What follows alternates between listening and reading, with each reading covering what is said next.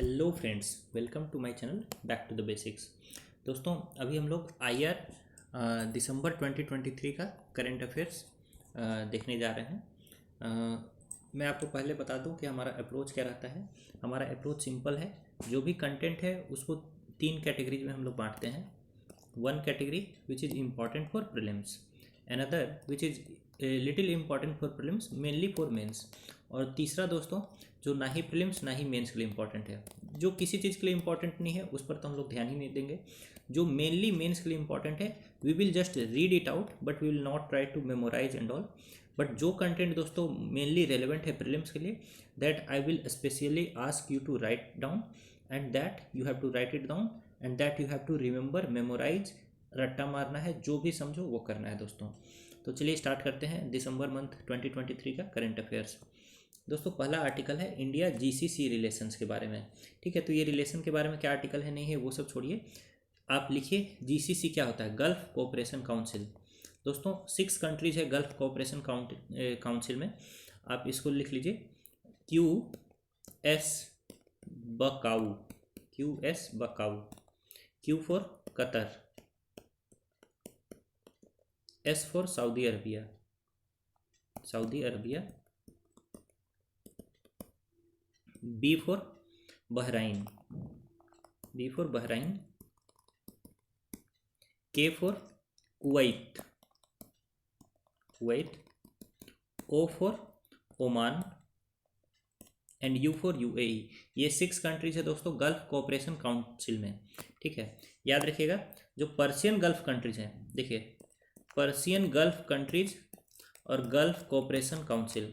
Gulf cooperation council में कौन से कितने कंट्रीज हैं? 6 कंट्रीज हैं। क्यू एस बकाऊ, ठीक है, यानी Q S, Q for Qatar, S for Saudi Arabia, B for Bahrain, K for Kuwait, O for Oman, and U for UAE. ये 6 कंट्रीज है गल्फ कोऑपरेशन काउंसिल में। इसमें 2 कंट्रीज को जोड़ दें हम लोग, यानी इराक और ईरान। इसमें 2 कंट्रीज को जोड़ दें, इराक और ईरान, तो ये हो जाते हैं complete Persian gulf countries. Complete Persian gulf countries. तो पर्शियन गल्फ कंट्रीज ये कोई ग्रुपिंग नहीं है, ये जो जो कंट्रीज पर्शियन गल्फ एरिया में है उसको बोलते हैं। और इसमें जीसीसी प्लस 2, जीसीसी प्लस 2 कौन कौन? Iran plus Iraq. और जीसीसी का आपको सारा नाम याद रखना है और लोकेशन देख लीजिए। इधर है दोस्तों ईरान, ये है इराक, ये जीसीसी में नहीं है। इराक के जस्ट यहाँ छोटे से बिंदु पर है कुवैत, फिर यहाँ पर है आपका बहराइन, ये है आपका कतर, ये है आपका यूएई, ये बड़ा सा कंट्री है दोस्तों ओमान, और ये बहुत बड़ा सा कंट्री है यहाँ पर सऊदी अरबिया। ठीक है, तो दोस्तों ये हो गया जीसीसी। तो ये था इंपॉर्टेंट प्रीलिम्स के लिए। बाकी आ जाइए, अब यहाँ कुछ बातें की गई है जीसीसी और इंडिया के बीच में इंडियन प्रिजनर्स के रिगार्डिंग। तो दोस्तों अभी ऑल ओवर वर्ल्ड में टोटल 8000 इंडियंस जो हैं वो कैद हैं, ठीक है, अलग अलग जेलों में। ठीक है, जैसे अभी हाल फिलहाल आपको पता है कि कतर के एक कोर्ट ने 8 इंडियन नेवी के लोगों को डेथ की पेनल्टी दे दी थी। हालांकि बाद में उसको इन लोगों ने वापस ले लिया है। ठीक है, जब भी इंडिया का कोई इंसान बाहर में कैद हो जाता है तो उसको इंडियन जो मिशन होता है, इंडियन मिशन जो होता है वो उसको क्या करता है? इनिशियल लीगल असिस्टेंस प्रोवाइड करता है। ध्यान रखिएगा, इंडियन मिशन उनका केस नहीं लड़ता है, लीगल असिस्टेंस प्रोवाइड करता है। ठीक है, क्या क्या लीगल असिस्टेंस हो सकता है? जैसे फाइनेंशियल असिस्टेंस दे दिया जाएगा कि आप अपना केस लड़ लो। ठीक है, इंटरप्रेटर का फैसिलिटी दे दिया जाएगा जहाँ आपके लैंग्वेज को समझने वाला कोई नहीं है, या फिर कुछ एनजीओज वगैरह की सहायता ली जा सकती है आपको हेल्प करने के लिए। ये याद रखिए कि इंडियन मिशन जो है किसी भी कंट्री में, भारत की जो दूतावास है वो आपका केस कभी भी नहीं लड़ेगी। ठीक है, जो भी लॉयर्स वगैरह का फीस होता है दोस्तों उसको पे किया जाता है इंडियन कम्युनिटी वेलफेयर फंड से, इंडियन कम्युनिटी वेलफेयर फंड से। आप ध्यान रखिए कि इंडियन कम्युनिटी वेलफेयर फंड से सपोर्ट के लिए कौन से लोग एलिजिबल हैं? नॉन रेजिडेंशियल इंडियंस, यानी वो लोग जो अभी भी इंडियंस हैं, यानी पासपोर्ट उनके पास इंडिया का ही है, उन लोगों को ही इंडियन कम्युनिटी वेलफेयर फंड से सपोर्ट दिया जाता है। लेकिन जो पर्सन्स ऑफ इंडियन ओरिजिन है दोस्तों, ये नॉन सिटीजन्स होते हैं, persons of Indian origin as well as overseas citizens of India card holder. तो ये दोनों लोग भारत के नागरिक नहीं होते हैं। ठीक है, ये भारत के डिसेंडेंट्स हैं ये लोग। ठीक है, और ये लोग जो है इंडियन कम्युनिटी वेलफेयर फंड से सपोर्ट के लिए एलिजिबल नहीं है। Again all this points are not important for prelims, तो जस्ट मूव ऑन करते जाइए। आइए, इंडिया जीसीसी रिलेशंस क्यों इंपॉर्टेंट है? What are the importance of India and Gulf cooperation Council के कंट्रीज के साथ आपका अच्छा रिलेशन होना क्यों इंपॉर्टेंट है? तो दोस्तों first of all geo strategic region, आप देख सकते हैं कि जो गल्फ कोऑपरेशन काउंसिल के जो कंट्रीज हैं, ये इसके आप नॉर्थ में देखिएगा तो आपको मिलेगा, नॉर्थ में मिलेगा आपको यूरोपियन कंट्रीज, ठीक है। आपको इसके ईस्ट में मिलेगा Asian countries such as India वगैरह, ठीक है। इसके साउथ में आपको मिलेगा अफ्रीकन कंट्रीज, ठीक है। और इसके नॉर्थ और इसके वेस्ट दोनों में ही आपको क्या मिलेगा, वेस्ट में भी मिलेगा यूरोप और मेनली यूएस और यूरोप मिलेगा आपको इसके वेस्ट में। तो ये बिल्कुल बीच में पड़ता है दोस्तों, hence it is Jio strategically very important. फिर डायस्पोरा के कारण भी बहुत इंपॉर्टेंट है दोस्तों। ये जो गल्फ कंट्रीज हैं उसमें इंडिया के बहुत सारे लोग जा कर के रहते हैं और वहाँ से बहुत सारा रेमिटांस भी इंडिया को भेजते हैं। फिर there is economic region also. India का लार्जेस्ट ट्रेडिंग ब्लॉक है दोस्तों Gulf cooperation Council, largest trading bloc है इंडिया का गल्फ कोऑपरेशन काउंसिल। उसके साथ साथ यूएई जो है वो इंडिया का सेकेंड लार्जेस्ट, यूएई इंडिया का थर्ड लार्जेस्ट ट्रेड पार्टनर है और सऊदी अरबिया इंडिया का फोर्थ लार्जेस्ट ट्रेड पार्टनर है, ये आपको ध्यान रखना है। It is also relevant for energy security. Y? क्योंकि आपको पता है कि इंडिया अपने 80% जो हमारा फ्यूल नीड है, स्पेशली क्रूड ऑयल और नेचुरल गैस, ये हम लोग इंपोर्ट करते हैं। उसमें से भी पूरे इंपोर्ट का 35% जो है, 35% जो ऑयल इंपोर्ट है वो जीसीसी कंट्रीज से ही आता है और 70% ऑफ गैस इंपोर्ट्स भी जीसीसी कंट्रीज से आता है। अगेन दोस्तों डिफेंस पर्पस के लिए भी ये इंपॉर्टेंट है। देन हम लोग को चाहिए इनकी सपोर्ट एट इंटरनेशनल फोरम्स, ठीक है। जैसे कि ओमान और बहराइन ने इंडिया के क्लेम को उचित ठहरा है, कहाँ पर? As a permanent member of United Nations Security Council, ठीक है। तो यहाँ पर ये लोग इंडिया को सपोर्ट करते हैं दोस्तों। फिर स्पेस के सेक्टर में भी हम लोग क्या करते हैं, हमारा रिलेशन कन्वर्जेंट है। जैसे यूएई का, इसको लिखेंगे आप, this point you have to write, UAE का हिंदी में ही लिख लो चाहे, यूएई का पहला जो नैनो सैटेलाइट था, first nano satellite of UAE, और इसका नाम है नाइफ-1, नाइफ NAYIF, नाइफ-1। It was launched by ISRO का PSLV। इसको कौन लॉन्च किया है? जो ये यूएई का पहला नैनो सैटेलाइट है, ये ध्यान रखिए, नाम है इसका नाइफ-1 और इसको लॉन्च किया गया है इसरो के PSLV से। PSLV का फुल फॉर्म क्या होता है? Polar satellite launch vehicle. Anyways दोस्तों, तो अगेन देखिए चैलेंजेस क्या क्या है, ओनली इंपॉर्टेंट फॉर मेंस, बस सुनते जाइए। जैसे रीजनल क्राइसिस चल रहा है, अभी क्या चल रहा है दोस्तों यहाँ पर? अभी यहाँ पर चल रहा है हमास इजराइल क्राइसिस, फिर हाउथी रिबल्स का अटैक ऑन द रेड सी, ठीक है। तो ये सब प्रॉब्लम चल रहा है। फिर जियो पॉलिटिकल कंस्ट्रेंट्स है। कंस्ट्रेंट क्या क्या है? देखिए दोस्तों, गल्फ कोऑपरेशन काउंसिल में जितनी भी कंट्रीज़ हैं, ये सारी कंट्रीज़ मेनली मुस्लिम कंट्रीज़ हैं, ठीक है। उनका रिलीजन है इस्लाम, ठीक है। और पाकिस्तान के उनके साथ थोड़े अच्छे रिलेशन हैं, ठीक है। तो ये भी एक अपने लिए, इंडिया के लिए एक चैलेंज है।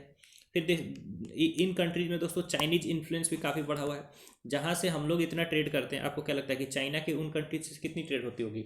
इमेंस ट्रेड होती है। फिर देखिए जियो इकोनॉमिक प्रॉब्लम्स है, अभी वॉर लाइक सिचुएशन से वहाँ पर हो रही दोस्तों। तो ये सारा प्रॉब्लम्स है। क्या क्या स्टेप्स इंडिया ने लिए हैं दोस्तों to improve relationship with GCC?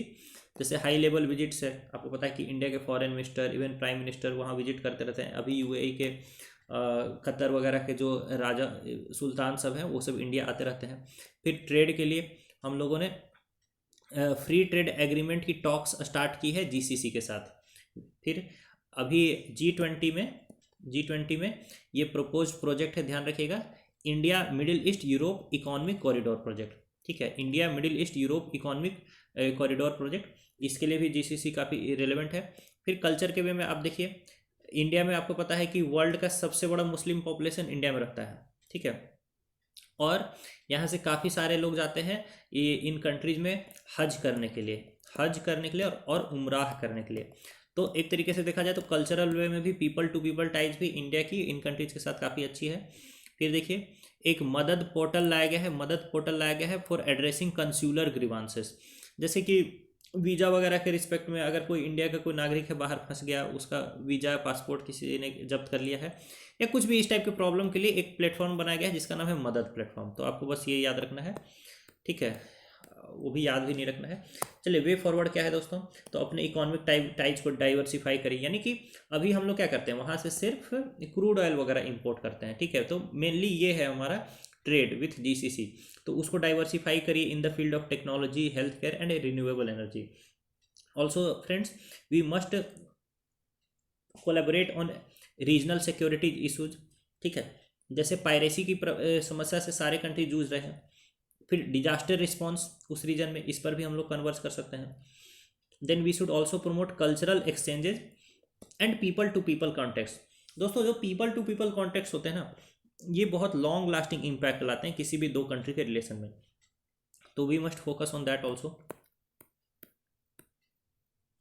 आइए दोस्तों, जो दूसरा आर्टिकल है उस पर फोकस करते हैं। यह है इंटरनेशनल मैरीटाइम ऑर्गेनाइजेशन के बारे में। तो क्या है इंटरनेशनल मैरीटाइम ऑर्गेनाइजेशन? तो पहली बात तो याद रखिए कि यह है UN specialised agency. International Maritime Organization है एक यूएन स्पेशलाइज्ड और एजेंसी, ठीक है। इसका जो हेडक्वार्टर है वो आपको लिख लेना है, please right it down. Its headquarter is in London, United kingdom. Purpose क्या है दोस्तों? नाम से आप पर्पस इसका गेस कर सकते हैं, ठीक है, तो ये सब लिखने की जरूरत नहीं, just listen to it. Promote safe, secure, environmentally sound, efficient and sustainable shipping through cooperation, यानी सारे कंट्रीज मिलजुल करके जो शिपिंग इंडस्ट्री है उसको जितना बेहतरीन बना सकते हैं वो बनाएंगे, ठीक है। इसमें 175 मेंबर स्टेट्स इसके मेंबर है और इंडिया भी इसका मेंबर है, ये सब लिखने की जरूरत नहीं है। रिसेंटली यहाँ पर कुछ इलेक्शन हुआ था इंटरनेशनल मैरीटाइम ऑर्गेनाइजेशन के काउंसिल में, जिसमें कि इंडिया इलेक्ट हुआ है। अगेन, किस कैटेगरी में इलेक्ट हुआ है नहीं हुआ है, इसका एग्जीक्यूटिव ऑर्गन कैसे काम करता है, कुछ भी इंपॉर्टेंट नहीं है, उसको पढ़ने का कोशिश भी मत करिएगा आप लोग, ठीक है। अब सीधे आप आ जाइए, जो आईएमओ है उसकी सिग्निफिकेंस क्या है, this is important, also important only for mains, ठीक है। तो एक इन्वायरमेंटल प्रोटेक्शन के फील्ड में ये काम करता है, जैसे prevention of pollution from ships, ठीक है। इस कन्वेंशन का नाम आप याद रखिए, मारपोल कन्वेंशन, लिख लीजिए आप चाहे तो, मारपोल कन्वेंशन। तो ये कन्वेंशन किस ऑर्गेनाइजेशन की कन्वेंशन है दोस्तों? तो ये है इंटरनेशनल मैरीटाइम ऑर्गेनाइजेशन, आईएमओ की कन्वेंशन है। मारपोल का फुल फॉर्म से ही आपको इसका मीनिंग पता चल जाएगा, मैरीन पॉल्यूशन कन्वेंशन। तो मैरीन पॉल्यूशन कन्वेंशन क्या करेगा? It is a treaty to prevent and minimise pollution from shipping. जो जहाज वगैरह से पॉल्यूशन होता है समुद्र में, उसको ये काउंटर करेगा। It addresses oil and chemical pollution from ships, sewage discharge and disposal of ship generated garbages. तो ये सब देख लीजिए दोस्तों। आइए, इसका और क्या क्या इंपॉर्टेंस है आईएमओ का? तो protecting marine biodiversity, addressing noise pollution, climate change mitigation, ठीक है। Then address dumping of waste at sea, जिसके लिए है London dumping convention and protocol, ये सब इंपॉर्टेंट नहीं है। फिर the convention also regulates carbon capture and sequestration. फिर मैरीटाइम सेफ्टी एंड सिक्योरिटी के लिए भी ये कन्वेंशन इंपॉर्टेंट है, जैसे safety and security of merchant ships के लिए क्या करता है, स्टैंडर्ड्स बताता है कि किस स्टैंडर्ड के शिप्स होने चाहिए जो पानी में जाए तो डूब ही ना जाए। It specifies minimum standards for the construction, equipment and operation of ships for their safety. फिर prevent piracy and armed robbery against ships. ये सब बस सुन भी मत लीजिए, बहुत ज़्यादा इंपॉर्टेंट नहीं है। ये also important for drug smuggling वगैरह को रोकने के लिए भी ये इंपॉर्टेंट है। क्या क्या चैलेंजेस है दोस्तों? तो ऐसे बड़े ऑर्गेनाइजेशन के साथ जो चैलेंजेस होते हैं वो सिमिलर नेचर के होते हैं, जैसे unequal influence of member states. अब दोस्तों, जो कंट्री ज़्यादा इंटरनेशनल ट्रेड कर रही है तो वो कंट्री इस आईएमओ को ज़्यादा फंडिंग भी दे रही है। अब जो कंट्री आईएमओ को ज़्यादा फंडिंग दे रही है उसका इन्फ्लुएंस भी ज़्यादा होगा, तो दैट इज़ वन प्रॉब्लम। फिर देखिए, डिसप्रोपोर्शनेट इन्फ्लुएंस ऑफ इंडस्ट्रीज। दोस्तों, ये ऑर्गेनाइजेशन बनी है जो मैरीटाइम ट्रेड है उसको सस्टेनेबल बनाने के लिए, यानी पॉल्यूशन जो है, मरीन पॉल्यूशन वगैरह को रिड्यूस करना है, that is a goal of this organisation. लेकिन इस गोल को फुलफिल करने के लिए इसको फंडिंग कौन देंगे?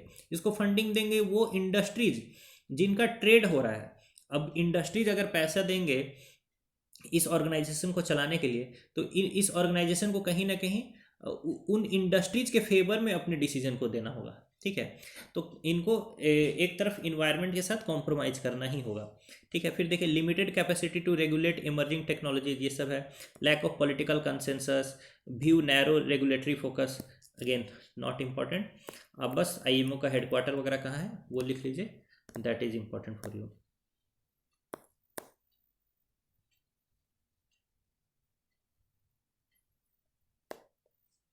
आइए दोस्तों, इंडिया केनिया रिलेशन के बारे में हम लोग देखते हैं। इसमें ज़्यादा कुछ इंपॉर्टेंट नहीं है प्रीलिम्स के पॉइंट ऑफ व्यू से। तो प्रेसिडेंट ऑफ केनिया जो है वो इंडिया आए थे। तो इस इंडिया आने से एक ज्वाइंट विजन डॉक्यूमेंट पब्लिश किया गया, जिसमें मैरी टाइम एंगेजमेंट की बात की गई इंडियन ओशन रीजन में। किस किस इश्यूज़ को टारगेट करने के लिए, piracy, drug trafficking and terrorism को।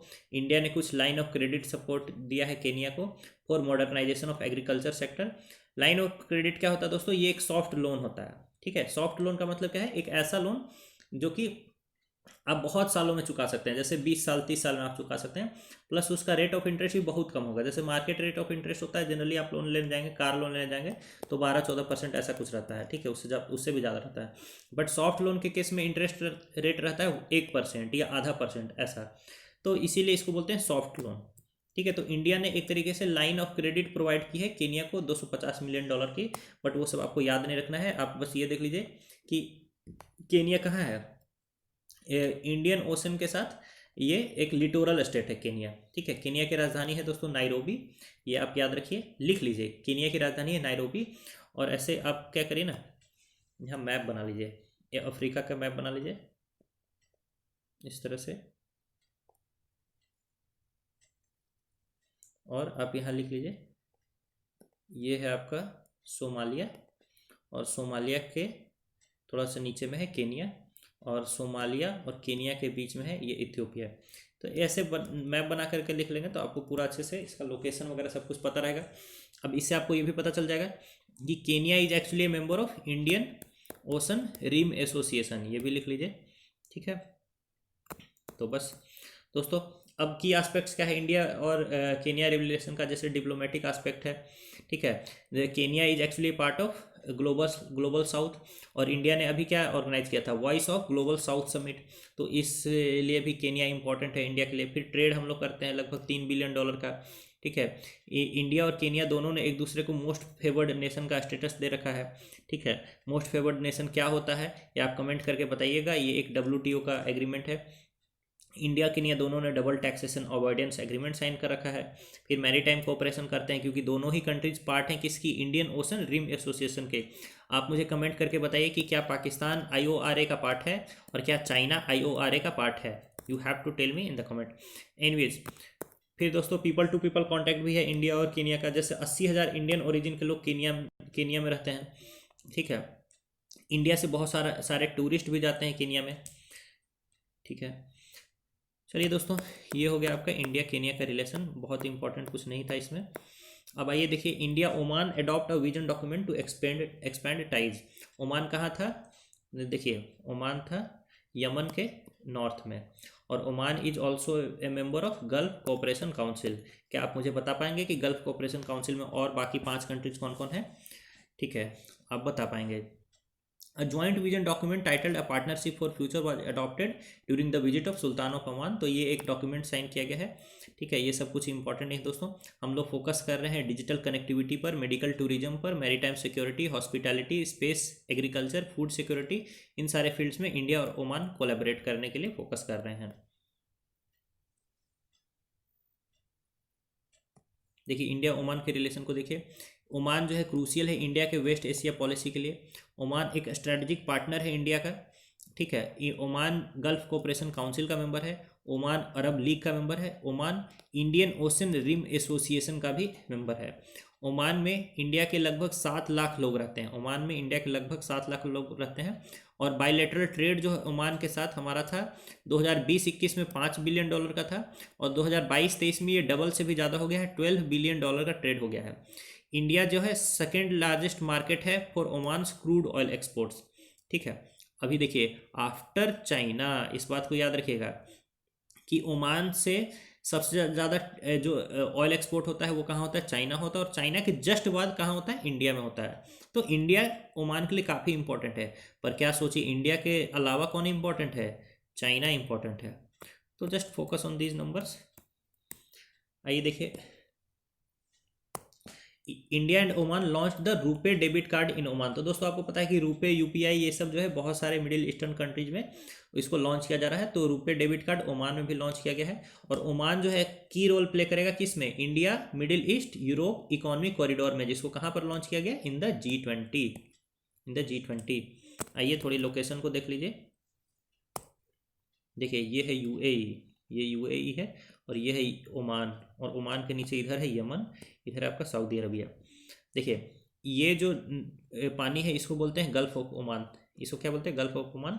और ये जो पानी है इसको बोलते हैं पर्शियन गल्फ, इसको बोलते हैं Persian gulf. Gulf of Oman और पर्शियन गल्फ को जोड़ने वाले इस वाटरवे को बोलते हैं हम लोग straight of Hormuz, straight of Hormuz.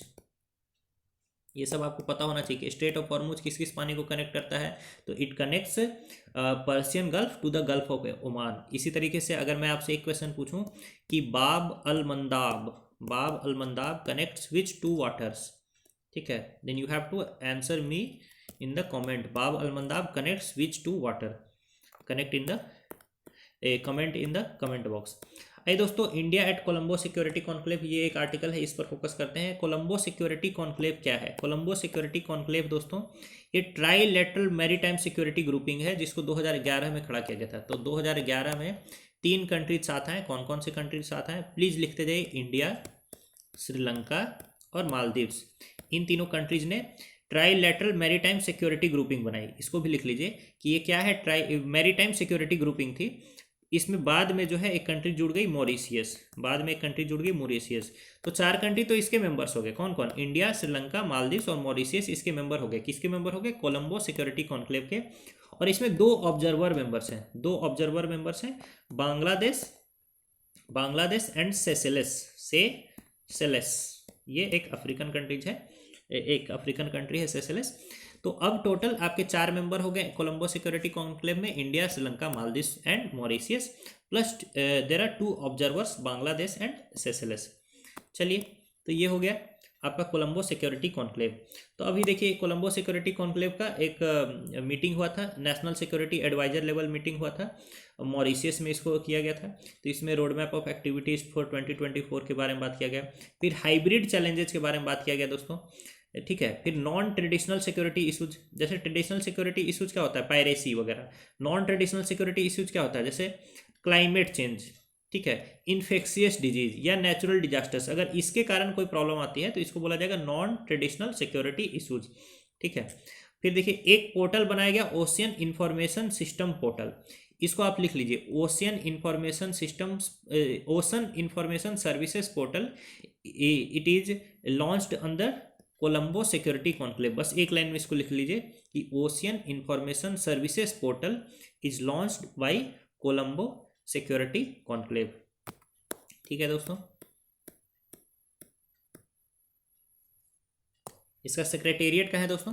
तो नाम से ही पता चल सकता है आपको कि इसका सेक्रेटेरिएट है कोलंबो में। अब कोलंबो किस देश में है, अगर मुझे ये आपको बताना है तो then you should seriously consider कि you want to prepare for UPSC और नॉट। आइए सिग्निफिकेंस क्या है दोस्तों कोलंबो सिक्योरिटी कॉन्क्लेव की? तो ये इन लाइन विथ है India's SAGAR policy, also India's neighbourhood first policy. तो इंडिया के सागर पॉलिसी और नेबरहुड फर्स्ट पॉलिसी, इसके अलावा इंडिया के एस्पिरेशंस हैं to be net security provider in the Indian ocean region, इन सभी के लिए ये रिलेवेंट है। फिर it provides cooperative environment and collaborative mechanism in maritime neighbourhood of Indian ocean region. तो ये सब आप देख लीजिए दोस्तों। और क्या क्या कोऑपरेशन मैकेनिज्म है इंडियन ओशन रीजन में? तो जैसे एक है इंडियन ओशन रिम एसोसिएशन, इसमें बहुत सारे मेंबर्स हैं। फिर इंडियन ओशन नेवल सिंपोजियम, ये जो नेवीज हैं इंडियन ओशन की, उनका एक सिंपोजियम है। फिर बिम्स्टेक है, ठीक है। और इसके अलावा है Indian ocean commission, and you have to remember this fact that कि इंडियन ओशियन कमीशन का इंडिया मेंबर नहीं है। हालांकि इंडिया इसका ऑब्जर्वर जरूर है, बट इंडियन ओशन कमीशन का इंडिया मेंबर नहीं है। इसमें मेनली 5 अफ्रीकन कंट्रीज है इंडियन ओशन कमीशन में। और अगर आप बहुत अच्छे स्टूडेंट हैं तो आप मुझे कमेंट में बता पाएंगे कि इंडियन ओशन कमीशन में 5 कौन से कंट्रीज हैं, बट इंडिया इसका मेंबर नहीं है। दोस्तों कोलंबो सिक्योरिटी कॉन्क्लेव के पिलर्स देख लीजिए क्या क्या है, यानी किन किन इशूज पर ये लोग फोकस करते हैं। The focus is on maritime safety and security, you don't have to write, just listen to it. Countering terrorism and radicalisation, combating trafficking and transnational organized crime, cyber security and protection of critical infrastructure, humanitarian assistance and disaster relief. So all these are important for Colombo Security Conclave. आइए दोस्तों UN commission for social development, इसकी बात करते हैं। UN commission for social development, तो रुचिरा कंबोज जो है, रुचिरा कंबोज जो कि इंडिया की परमानेंट रिप्रेजेंटेटिव है यूएन को, Ruchira Kamboj, who is India's permanent representative to UN, chaired member state briefing in, तो ये सब छोड़ दीजिए, आप बस इतना याद रखिए कि रुचिरा कंबोज जो है इंडिया की परमानेंट रिप्रेजेंटेटिव है टू द यूएन, ये आप चाहे तो लिख लीजिए। बाकी यूएनसीओएसडी क्या है, UN commission for social development क्या है, तो ये इसको इस्टेब्लिश किया गया था बाय इकोसॉक यानी इकोनॉमिक एंड सोशल काउंसिल। आपको पता है कि यूएन के टोटल 6 ऑर्गन्स हैं, कौन कौन है, एक है आपका सेक्रेटेरिएट, ठीक है, उसके बाद है यूएनजीए, फिर है यूएनएससी, ठीक है, इसके बाद है आपका आईसीजे, ठीक है, फिर है आपका इकोनॉमिक एंड सोशल काउंसिल इकोसॉक, और एक और कौन सा है, UN secretariat, United Nations General Assembly, United Nations Security Council, ICJ, इकोसॉक, और छठा क्या है, छठा अब बताइए क्या है, मुझे नहीं याद आ रहा है। एनीवेज, तो ये है इकोसॉक, इकोसॉक के अंतर्गत इसको बनाया गया है सीओएसटी को, इसको आपको ध्यान में रखना है। इसके अलावा आई डोंट थिंक इसमें कुछ भी इंपॉर्टेंट है, ठीक है। इसमें मेंबरशिप है 46 कंट्रीज की, जिसको इलेक्ट किया जाता है बाई इकोसॉक, और ये सब कुछ भी इंपॉर्टेंट नहीं है दोस्तों, नथिंग एल्स इज इंपॉर्टेंट।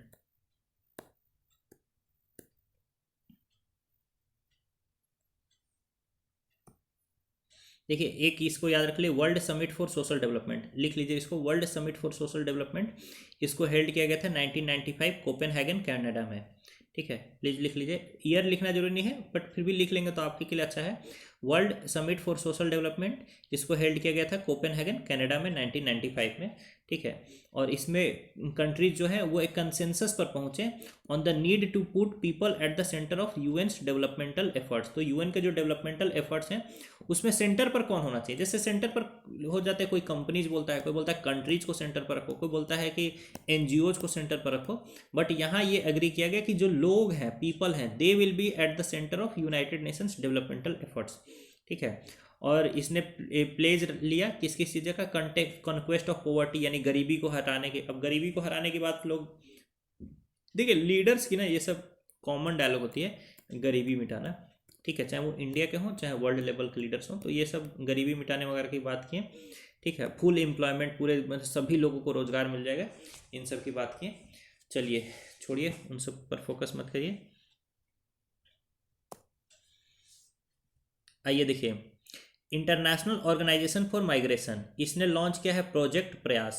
तो आप पहले लिख लीजिए कि प्रोजेक्ट प्रयास क्या है, तो प्रोजेक्ट प्रयास है, लॉन्च किया गया है इंटरनेशनल ऑर्गेनाइजेशन फॉर माइग्रेशन के द्वारा, ठीक है, international organisation for migration plus ministry of external affairs of India के द्वारा, ठीक है।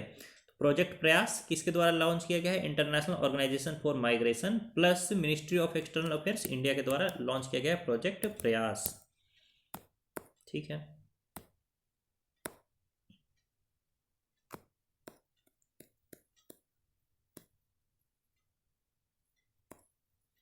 तो सबसे पहले देख लीजिए दोस्तों कि इंटरनेशनल ऑर्गेनाइजेशन फॉर माइग्रेशन है क्या।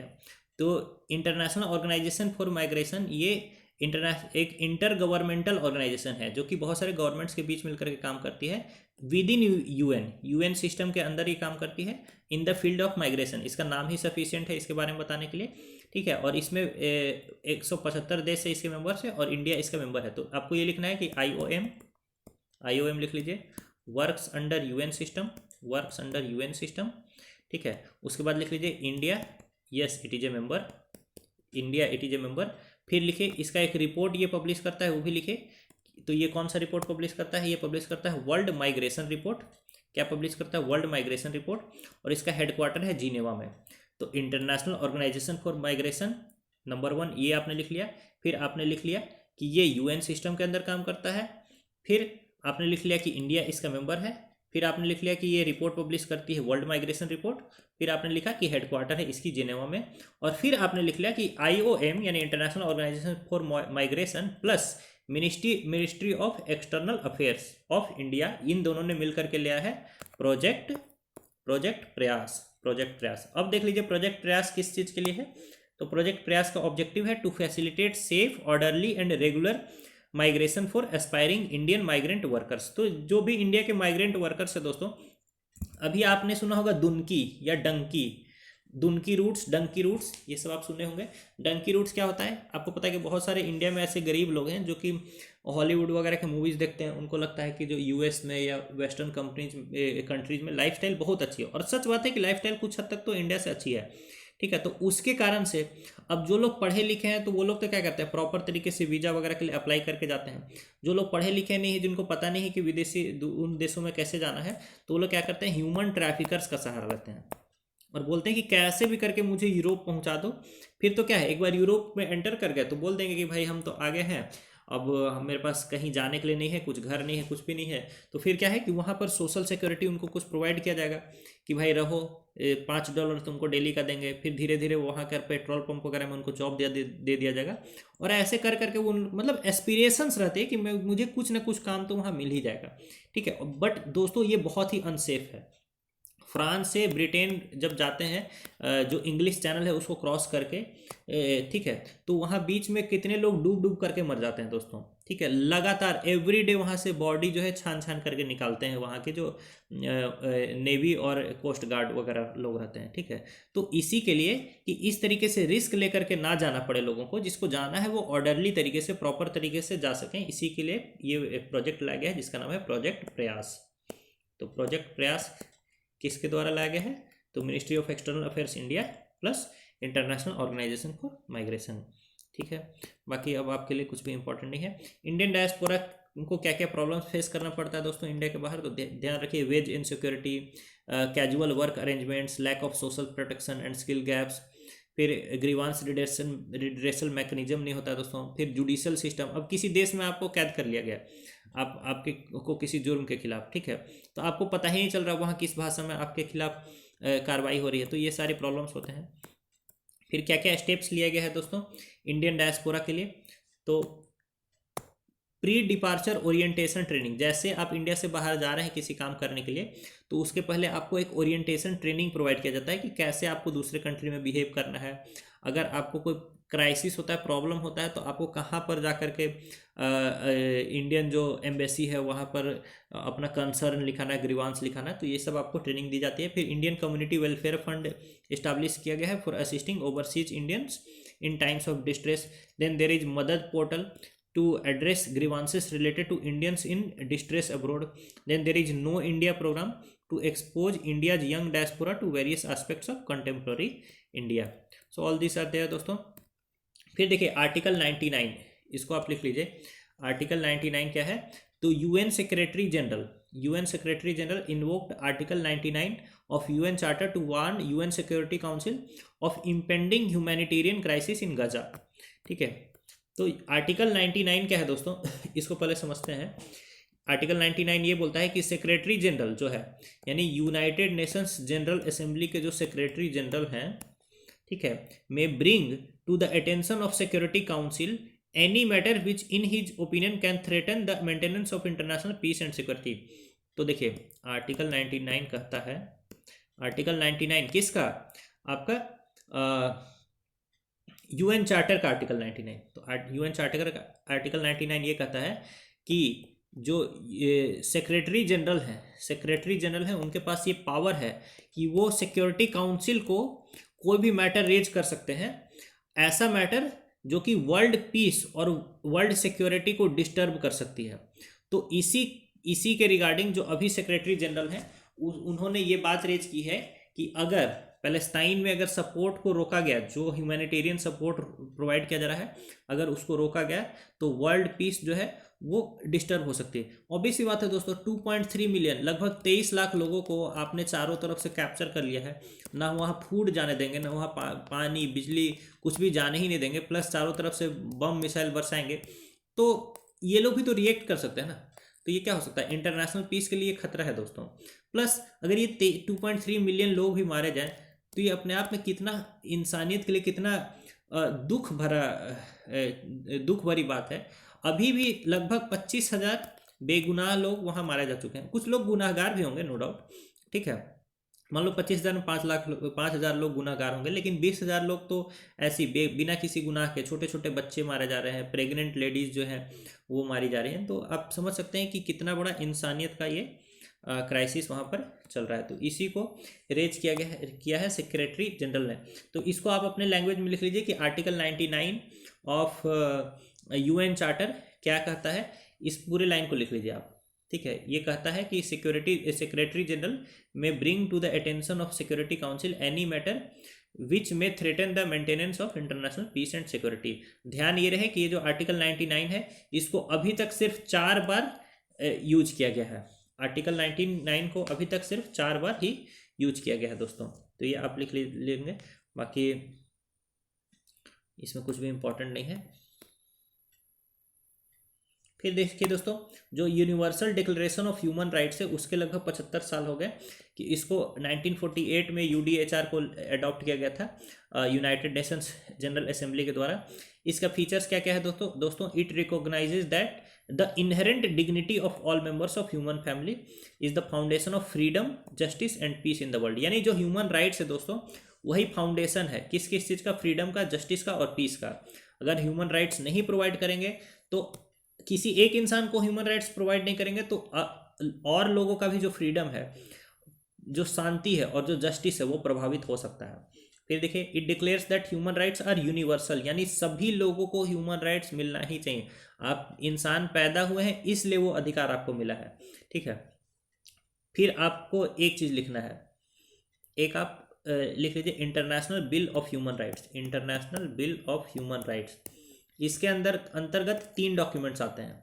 International bill of human rights के अंतर्गत 3 डॉक्यूमेंट्स आते हैं, इसमें से कि पहला तो वही है UDHR है, universal declaration of human rights, plus international covenant on civil and political rights, international covenant on civil and political rights, plus international covenant on economic, social and cultural rights, international covenant on economic, social and cultural rights. So you have to remember this fact that International Bill of Human Rights is a broader document. It is a broader document and it contains Universal Declaration of Human Rights plus International Covenant on Civil and Political Rights plus international covenant on economic, social and cultural rights. ठीक है, यानी देखिए आपके हर एक rights को इसने cover कर लिया, पॉलिटिकल, कल्चरल, इकोनॉमिक, सोशल, ठीक है, सारे ही के सारे सिविल राइट्स सभी को ये कैप्चर कर लेता है। कौन? International bill of human rights, international bill of human rights.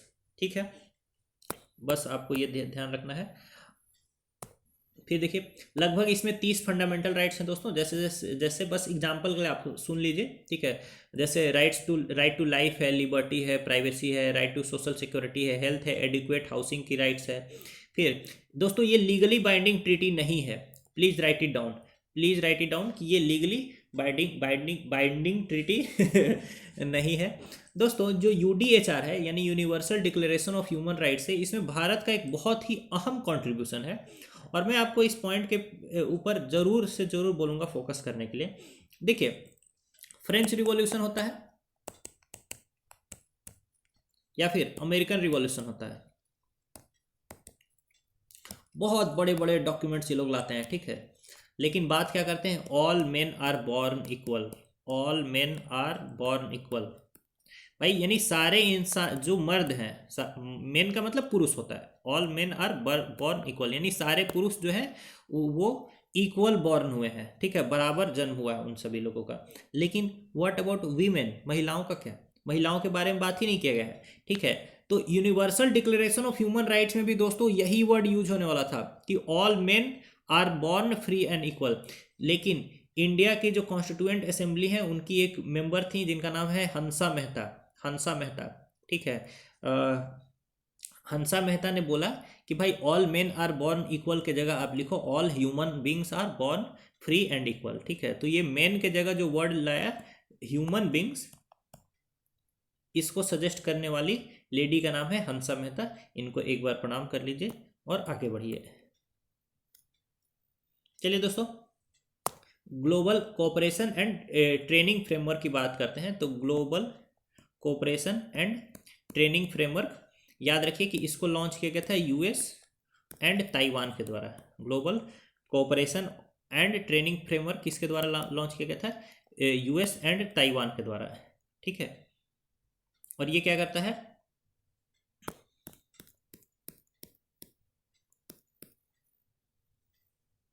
ये अलाउ करता है दोस्तों practitioners from around the world to strengthen connections among experts on topics like public health, supply chains, humanitarian assistance, digital health and other regional issues.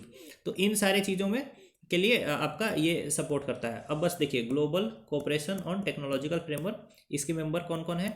Taiwan है, obvious बात है, US है, Japan है और ऑस्ट्रेलिया है। जापान है plus Australia है, इसको आप लिख लीजिए। तो global cooperation on technological forum, इसके मेंबर्स हैं Taiwan, US, Japan and Australia. और प्लीज राइट कि India is not a member, India is not a member, बस इतना कर लीजिए। बाकी हाल फिलहाल क्या है, किसी मैटर पर ये लोग इंडिया के साथ कन्वर्ज कर रहे थे, जैसे साइबर सिक्योरिटी वर्कशॉप के लिए ये लोग आपस में मिले थे इंडिया के साथ, बट वो सब इंपॉर्टेंट नहीं है। प्लीज राइट डाउन कि जो global cooperation and training framework है GCTF, global cooperation and training framework, इसके मेंबर कंट्रीज कौन कौन है? तो मेंबर कंट्रीज हैं Taiwan, US, Japan and Australia. ठीक है, फिर देखिए दोस्तों, ये एक कन्वेंशन है, UN convention against corruption, UN convention against corruption. तो ये इसको साइन किया गया था मैक्सिको में 2003 में, और ये 2005 से फोर्स में है। इसका फीचर क्या क्या है दोस्तों? ये only legally binding universal anti corruption instrument है, बस एक लाइन लिख लीजिए कि it is only legally binding universal anti corruption instrument. क्या? UN convention against corruption, India इसका मेंबर है, बस इसको लिख लीजिए। और कुछ भी आपको लिखने की जरूरत नहीं है, बस सुनना है आपको। तो ये क्या करता है? ये कवर करता है डिफरेंट फॉर्म्स ऑफ करप्शन, जैसे कि bribery, trading in influence, abuse of functions, इन सबको ये कवर करता है। प्राइवेट सेक्टर में भी कवर करता है। इसके 5 मेन एरियाज हैं। प्रिवेंटिव मेजर्स पर फोकस करना, फिर क्रिमिनलाइजेशन एंड लॉ इन्फोर्समेंट पर फोकस करना, फिर इंटरनेशनल कोऑपरेशन प्रमोट करना बिटवीन कंट्री, फिर एसेट रिकवरी, यानी करप्शन के थ्रू आपने कुछ एसेट्स बनाया तो उसको ये लोग रिकवर करने पर फोकस करते हैं, फिर technical assistance and information exchange करना बिटवीन कंट्रीज। जो UN कन्वेंशन अगेंस्ट करप्शन है दोस्तों, उसके कस्टोडियन के रूप में काम करता है United Nations office on drugs and crime. इसको आप एक लाइन में लिख लीजिए कि United Nations office on drug and crime acts as a custodian of this convention. Custodian क्या होता है दोस्तों? जैसे छोटा बच्चा होता है तो उसके मम्मी पापा उसके कस्टोडियन होते हैं, ठीक है, यानी उसको अपनी कस्टडी में रखते हैं, उसको प्रोटेक्ट करके रखते हैं, ठीक है। तो इस कन्वेंशन के कस्टोडियन कौन है? तो United Nations office on drug and crime इसके आपके कस्टोडियन है। फिर इसका क्या क्या सक्सेस है आप देख लीजिए कि इसका सक्सेस है providing a comprehensive framework to combat corruption, near universal ratification, बहुत सारे कंट्रीज इसको रेटिफाई कर चुके हैं। इसका रिव्यू मैकेनिज्म जो है is triggering concrete anti corruption measures, contributed to establishing new institutions and anti corruption policies, ये सब ठीक है। चैलेंजेस क्या क्या है इसके सामने? तो UNCAC does not define corruption, corruption define ही नहीं किया और करप्शन के बारे में बड़ी बड़ी बातें हो गई, ठीक है। फिर gap exist between laws, institutions and their effectiveness. फिर UNCAC reviews process does not require civil society engagement, तो सिविल सोसाइटी का इसमें एंगेजमेंट नहीं है, सिर्फ गवर्नमेंट टू गवर्नमेंट ये सारी डीलिंग हो जाती है, वो सब आपको ज़्यादा मत ध्यान दीजिए। फिर टैक्स इंस्पेक्टर्स विदाउट बॉर्डर, तो tax inspectors without border programme क्या है पहले इस पर देखिए। It is a joint initiative of the organisation for economic cooperation and development, तो लिख लीजिए टैक्स इंस्पेक्टर्स विदाउट बॉर्डर्स, ये एक ज्वाइंट इनिशिएटिव है किसका? OECD का, OECD का ज्वाइंट इनिशिएटिव है प्लस UNDP का। तो टैक्स इंस्पेक्टर्स विदाउट बॉर्डर किसका ज्वाइंट इनिशिएटिव है? OECD प्लस UNDP का ज्वाइंट इनिशिएटिव है। It facilitates the transfer of tax audit knowledge and skills to developing country tax administrators using a practical learning by doing approach, ठीक है। तो ये क्या करता है? जो इतने भी टैक्स ऑडिट टैक्स एडमिनिस्ट्रेटर्स हैं डेवलपिंग कंट्रीज के, उनको ये टैक्स ऑडिट नॉलेज प्रोवाइड करता है, फिर स्किल्स प्रोवाइड करता है, और कैसे प्रोवाइड करता है? Practical learning by doing approach के थ्रू प्रोवाइड करता है, ठीक है। तो मतलब बेसिकली क्या है कि डेवलपिंग कंट्रीज के जो टैक्स प्रोफेशनल्स हैं उनको ये हेल्प करता है। कौन? Tax inspectors without borders initiative, ठीक है। और अभी इसमें जो TIWB launch a programme in Saint Lucia and India has chosen as the partner, और ये सब छोड़िए, ठीक है। तो tax inspectors without borders programme, it is a joint initiative of OECD plus UNDP, ठीक है दोस्तों, तो इसी के साथ आपका दिसंबर मंथ का आईआर का करंट अफेयर कंप्लीट होता है। जैसे मैं बोलता हूँ उसी के अकॉर्डिंग आप अगर शॉर्ट नोट्स बनाते जाएंगे तो प्रीलिम्स के टाइम आपको रिवाइज करने में ज़्यादा तकलीफ नहीं होगी। एज ए गुड जेस्चर, ठीक है, आप इस वीडियो को शेयर कर सकते हैं। आप सभी का बहुत बहुत धन्यवाद।